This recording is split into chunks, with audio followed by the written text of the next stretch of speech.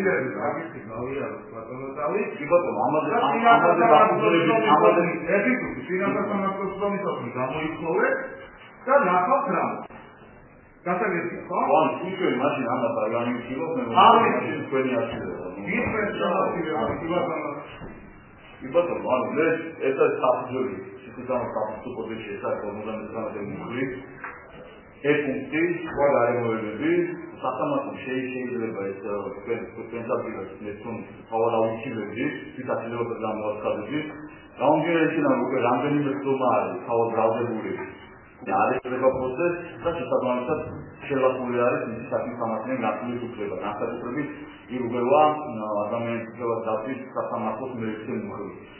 ამასთანავე მე მგონი პირველად მიეცათ ანუ თავის ოჯახის წევრებს ეს დასწრებით და ამავე განსაკუთრებულ მადლობას მოგახსენებთ. აქედან გამომდინარე, ტექნიკური არის მოსამართლეთა და პროკურორის კონფლიქტური სიტუაცია და თქვენ ვერანაირად ვერ იცით ამ პროცესში ობიექტური და მოსამართლე, ამიტომ მე ვთხოვთ რომ სიტუაციებად მოგავიწყდებინათ, მაგრამ შესაბამისად მე მოვიწყოთ თქვენ სიტუაციებად და ამასთანავე საავადმყოფო პროკურორის სიტუაციებად. აქედან გამომდინარე, ალბათ ადვოკატების დამსახურებიან, თუ არ დამსახურებიან, მაშინ შეგვიძლია დამატებით მოვიწყოთ საქმის გამოყოფა და თავი გაშულა საკუთარი პროცესისა. Sunt foarte zarăpădile. Dar ce s-a făcut advocatul? Ce s-a făcut?